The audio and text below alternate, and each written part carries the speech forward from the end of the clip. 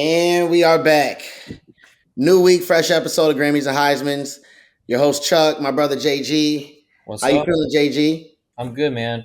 We got the Juju Smith-Schuster Trojan Hey, helmet over here. right on, We right got on, baby. Julian Lewis in town this week, and Juju Smith-Schuster playing at SoFi. So we got Yeah, the Juju USC back. and SC needs some good juju after that loss to Michigan last week, so it's right on time, man. But look, we got to start right away. Let's keep it home team before we get to Juju and Juju. Shout out to our brother Michael Vick, who just dropped an incredible project a couple nights ago. He had the premiere at the Apollo, the world famous Apollo Theater in New York City. I know you and Brian Sher got to get out there with Doug Scott and the crew to support Michael and Constance Schwartz Marini, Michael Strahan, the team from Smack. It's called The Evolution of the Black Quarterback. It's about the history and the journey of the black quarterback and how we got here. Just talk about, first of all, everybody and their moms seem to be at the premiere, but just talk about being there, what Michael means to obviously us, and just how cool it is to be a part of a project like that. Yeah, man. I mean, I'll say this, and people are going to take this the wrong way. It's way better than I even thought it was going to be. The actual show. Forget the other stuff. The show. When you watch that show, the way that Fred Anthony did such a good job of showing how the growth of the black quarterbacks actually being quarterbacks kind of Mhm. also had to do with just the growth of taking cultural steps, which I didn't really necessarily like. Doug Williams winning a Super Bowl, what that meant to black quarterbacks, like Mhm. some of the stuff they went through is just craziness. But it was amazing. It was a really proud moment for Mike. I mean, 3 years, Amazon, to have Strahan and everyone there, and he was great on camera. I'm excited for the rest of the episodes.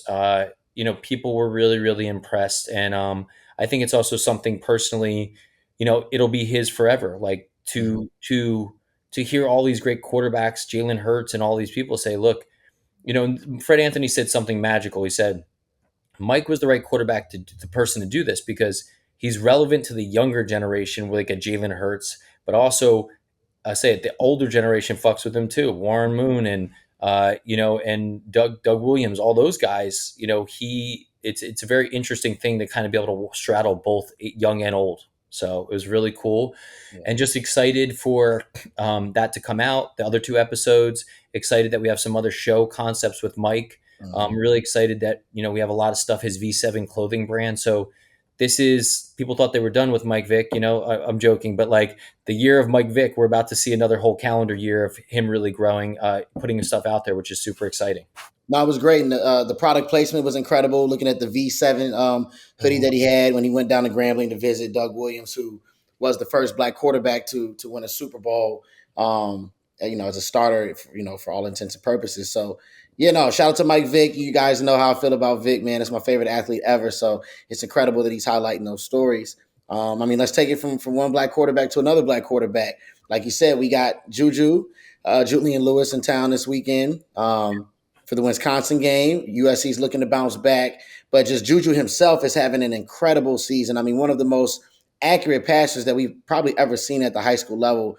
Just talk about how he's been so dialed in, where he's at mentally focused, and just getting ready to make his trek and officially move to the West here and take over the reins. Yeah, I mean, in the Juju continues on department, just keep being consistent. I mean, he just I joke he's like a pro playing high school. Like he's just Yeah, so cerebral. But yeah, excited for him to come out here. It's cool that USC is really starting to pick up momentum. yeah. I'm excited. It happens quick. We're here September 26th. He'll be on campus in December, and you Wow. know, it all happens quickly. But excited for him to come out here. For him to get to kind of see a game. Yeah, 3 months is crazy. We got Alabama, Georgia this weekend. Shout out to our boy Caleb Odom out there crushing it. What can we expect in that? We just had a Spotify shoot with our guy Todd Gurley and Terrell Yeah. Lewis and the Wait, how XF did that family. go? How did that go? You did a shoot with Spotify, and Yeah, no, it was incredible, man. Terrell Lewis was super funny. Todd, when the lights are bright, just like he always does, he turns it on. It was cool to see the live stream. A lot of fans got in there, asked some crazy questions about, what kind of pregame music the guys were into. So it was good to see them. The game didn't go so well for Todd on the video game. I think Terrell defeated him it was like 48-13. He absolutely crushed him. So hopefully the game doesn't go down like that on Saturday. But friendly rivalry. They're both excited. I think both teams, come into this matchup. Yeah, what do you think? They're both looking good. I actually think Alabama's going to win the game. Hmm. I'm just not a big Carson Beck guy. I just there's I don't something. think anyone's a big Carson Beck guy. Yes, like Not like he's not good. I don't. yes, I just we got to start a poll. Like who we got to get a fan base for this guy. I don't know what it is. He doesn't. I guess he's not polarizing to people. So like it's yeah. just like yeah, he's the quarterback, but like no one gets excited about him. I don't know what that's The vibe it gives me. It No. gives me very much Ken Dorsey back in Yeah. 2001 Miami vibes. Yeah. Like he wasn't bad, he wasn't great. But the talent around him is Yeah, they're tremendous. like, he's gonna win a Heisman. You're like, but is he really a Heisman quarterback? Right. Like, is he really the Heisman guy? Yeah. Which, by the way, have you seen any of this? This is completely separate. Have you watched any of this Hernandez FX Hulu Yes. series? Yes. Of course I have. What are your thoughts? Because I mean, you lived through this in real time. So, like, what are your thoughts? Um, I love the UF coach, Steve Adazio, rolling up to his house. I did love I mean, the truth is that show is more real than the Netflix doc was in a way. I mean, a lot of that shit was real. I mean, I don't know what to say. That's what I'm asking. I mean, we want the real because I'm No, watching it with my girl, and I'm telling. they did a good job with that show. Like they Okay. got into the crevices and understood what was really going on, and it's So, crazy. so there's a scene on last night's episode where Tebow was actually preaching at the church. Was he really doing stuff like that? Like after the games, he was really Yeah, the he had a sermon? Bible service. Tim had a Bible service every Sunday that he would host, and I would go sometimes. And yeah, dude, it was truly like that. Like he was like that. But like that's what's crazy about Tim. Tim could be like that, but everyone respected him. It's like a very hard thing. He's an anomaly. Everyone usually feels with religion it's so preachy, but he Mhm. did it in a way where he was holding everyone together. And you kind of see through both of these shows that shit, people really were being held together. So Yeah, I got the vibe he was really the extension of the. I mean, he was almost more the coach. It was like the players just respected him so much, and he didn't seem judgmental at all. And these guys were based on the episode, it was really going down. So I have a really crazy Hernandez story, but when I launch my passes, you guys can get that original content. okay, we gotta sell that for subscribers. I can only imagine. That's right. Yeah, I gotta hear that one when the camera is off. Like I just had to ask that one, man. But back to the network crew. We got a big signing that we just announced.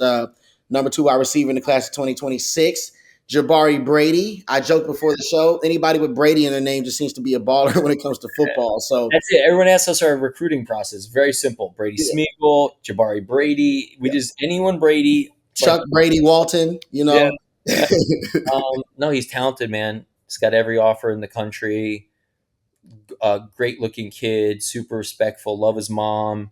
Has a chance to really go to whatever school he wants. So, announced him last week or early this week on Monday.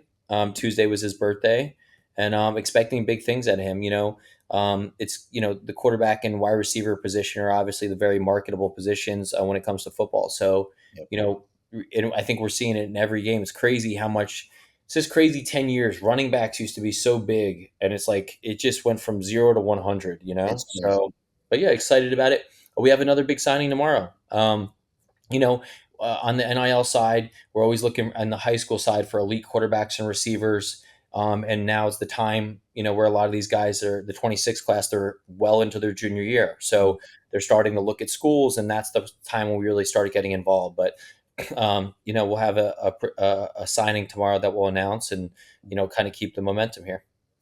And I want to say, like Suge Knight once said back in the day, if you are an incredible quarterback in the class of 2027, 28, 29, 30, and beyond, and you want to stay a star, you don't have to worry about somebody else messing up your off the field career, your marketing career, sign with the network. Come on over here and sign with JG and Chuck, and we'll make sure that you get your best luck. That's right. There it is. No, I mean, speaking of NIL, though, I mean, breaking news, or what I guess we had breaking news in the morning and then in the evening. I mean, we wake up and the UNLV quarterback left the team over an NIL dispute. And then later in the day, Barry Alexander, who on many mock drafts was a surefire first round pick, decided to take a redshirt season. I mean, what type of insight can you provide on both those situations, and how does this happen? And is this something that people should get used to? I mean, it really started a firestorm.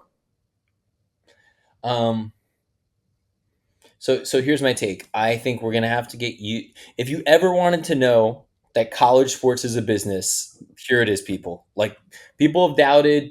Wow, like promises are made to people. Look, everything's about trust. Yeah, I'm about to go on a trust soapbox. But if you really think about it, that guy's leaving. Yes, he probably wanted the money they told him, and maybe yeah, that. But it's also, it's more that he was promised something, right? If you don't promise someone something, they really can't be mad at you, right? But if you come somewhere and you're told, where's the trust, right? mm, And so a lot of these schools at times will, I hate, man, I'm not going to name the school, but there was a period where I wanted to say, like, just trust me, sign, we're going to take care on the front. Just trust me, sign. We're going to take care of you on the back. That was going to be the new merch. And, yeah, but what I think's going on is it's an interesting time.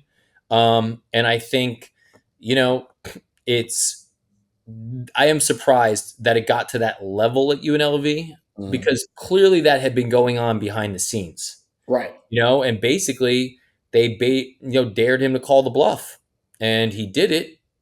But if it's me, what I think's going on? He already has another place locked up. I guarantee you, there's another school that he was unhappy, and probably has another school with a that candidly is probably going to start compensating him almost immediately. And that's the reality of the world we live in now. So, but to me, that said to me that that's something that could have been taken care of. You're telling me in Vegas, which is like the money capital of the world, like, I mean, shit, if you're the head coach, get a booster, 50 grand, go put it on black. Like, here you go. Yeah, like instantly. Like, how does this happen? But no, man, I mean, look, I'm just going to say it. There's some reason that we did not see any coaches. Look, you got to think about this. There's a lot of hot seat coaches. There's reason that coaches are not fired Mhm. because before week 4, because if they're fired, then what happens? They Kids get bounce. The players dip out. and then next thing you know, Chuck Walton's running routes. Yep. So just an interesting time. I love it. We understand it. We process it. It's a very different business, but ever evolving. But an interesting thing that we're going to have to track. We have to see if more people are going to start doing it. I mean, you're one of the guys that I respect so much that understands actual football and then the business side of the NIL. So I saw something yesterday that caught my eye in relations to, and you called this the Michael Hawkins Jr. situation at OU. Um, got named the starter for the game at Auburn this weekend and potentially going forward to the Red River Shootout. But there was a report that came out that said the players and coaches felt that he actually beat Jackson Arnold out in camp, but that they let Jackson still go out there as the starter because they gave Jackson so much NIL money. So, we don't have to expose if you really know that situation. But I mean, is that a thing? Are coaches letting guys get a little bit of a longer leash because they might have paid them a little bit more? 1,000%, bro. Well, first of all, I'm not going to take up for Oklahoma. I mean, they probably never thought Mike could come in there, and Mike's a true freshman. A true freshman. So my point to you is, if I'm Oklahoma, don't think he could even come in there and do that. Okay. And, being a true freshman in the SEC, I could actually understand a little bit, like, Jackson's at least played and understand what this is going to be like. Do I think that happens? Absolutely. I mean, look, I feel like I'm giving all my secrets today, guys, but money's an indicator. Money is important. Money is an indicator of how invested someone is in anything. You get paid Yeah, more work, they care about you more. Okay. So NIL money and what you're getting from the school and collective, that's an indicator of how important or invested. And yeah, they probably gave him a longer leash. It's like, dude, we told the boosters that this guy was all world. I'm just using this as an example. Like, we right, got to give him another chance. right. So I'm just saying this out loud. I definitely think that exists. Yeah. I mean, no, I mean, and then lastly on the NIL, like Bear Alexander, like to me that was only mind boggling because again, coming in, I mean, there was people that said he could have potentially went first round last year. So when he came back, I was like, okay, cool. As an SC fan, I was excited. So now I'm like, wait a minute, like how does that happen? I mean, like how does a guy that comes back that's expected to right now on a winning team, how does he end up redshirting? I mean, this whole thing is bizarre to me.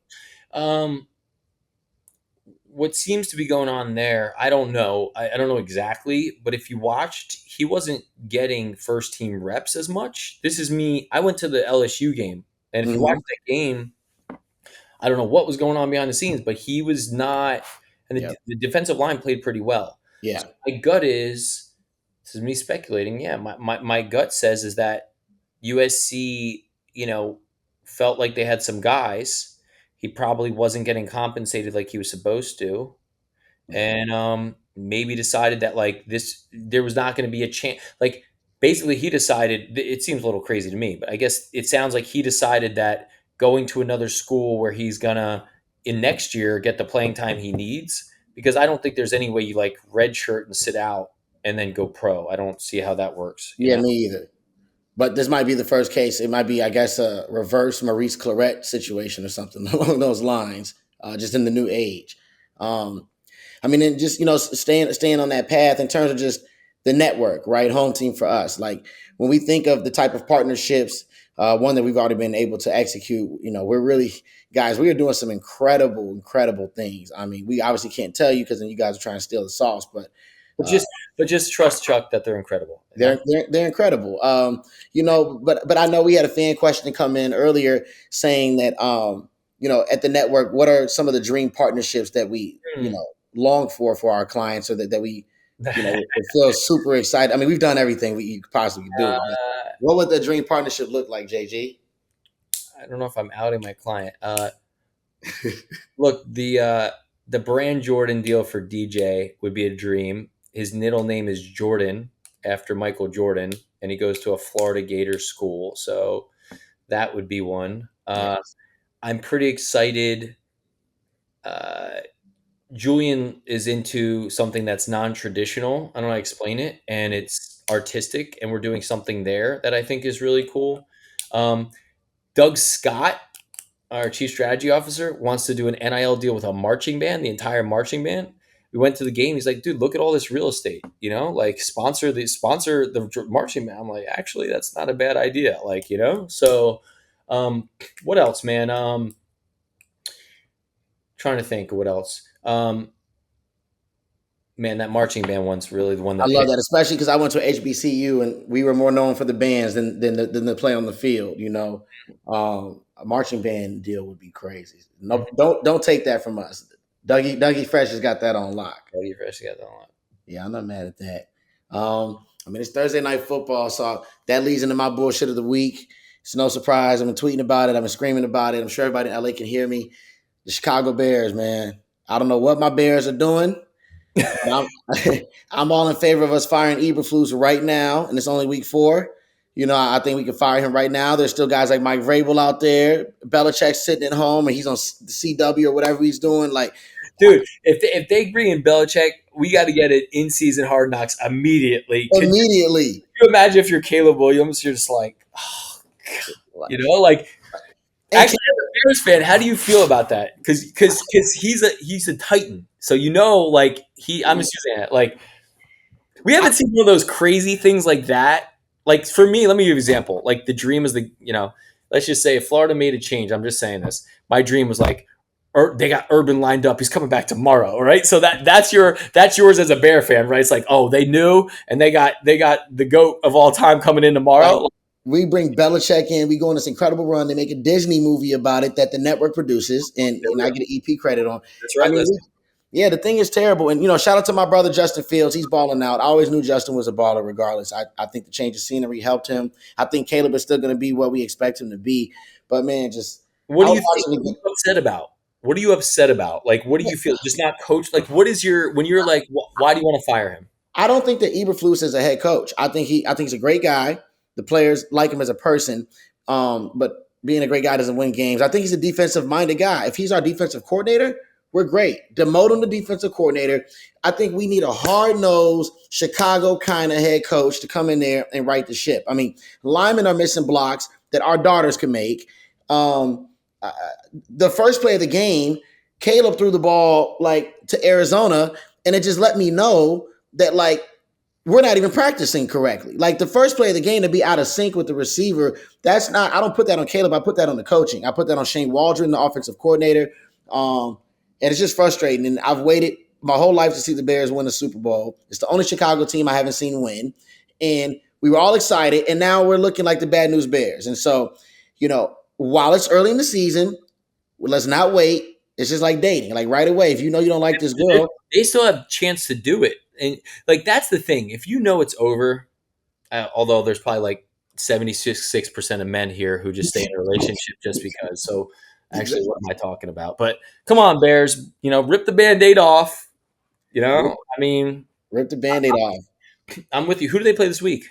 We have LA Rams, but it's in Chicago. So what? That's a dangerous game. My brother and my sister-in-law going to the game, Marcus and Sam. So I told them they're either going to be the good luck charm or I never need them to go to a game again. So, and Stafford is playing like Hall of Fame level right now. Like what he did last Sunday, he made some throws you can't teach. So that'll be an interesting game. Here's my I don't know what's going on of the week. Stanford winning games. Yes. I don't understand because they said they're never doing NIL. I don't even know who the coach is. They used to be good, and I think we all feel like they just gave up. Yeah. But all of a sudden they're back. So I'm just kind of confused on how I'm supposed to feel about all of this. Shout out to Stanford. I don't know what you guys are doing up there, but you come with your lunch pail. And then speaking of SC, last week's game was crazy because obviously I'm an SC fan. Michigan wins the game, and at the end of the game, nobody caught this. They interviewed Alex Orji, the quarterback, and his stats were so bad, the lower third came up for 3 seconds. It literally, I called my dad. I said, wait a minute. I said, so we just lost a game where the quarterback had only 32 passing yards and 42 rushing yards. I've never seen that in the history of any level of football. And we lost the game. I was like, it was incredible. And they literally flashed it and took it away. And he's up there yeah, kudos to my guys. And I was like, man, you didn't even do anything, And I like him. I think he's going to be a good player. But I like Alex. I think the more reps, I think he should have been starting the whole season. I think they just threw him in. You know what my takeaway from this episode is that people are realizing, even though money was going around in college, people didn't realize that the back of house strategy and all the shit that we know goes down in pros, people didn't think that was going to come into this. It's come on, people. Yep. Money's involved, peoples are involved, coaches are getting paid. Yeah, man, it's a dog eat dog out there, So, listen, man, appreciate everyone. Chuck, wrap us up. We'll be in touch and fight on. Hey, fight on, man. Like I said, catch us Saturday. We'll try and get some good stuff on the social media. Julian's in town. We're gonna go up there with the Trojans, and I think 48-12 SC on Saturday. So we'll see how it plays out. And I always love you, brother. And Luis, appreciate you, and Manny, and Molly, the whole team, and Michaela, everybody that holds us upright on the podcast. And that's the latest in Grammys and Heismans. We will see you guys next week. Be safe, be cool, be smooth. We out.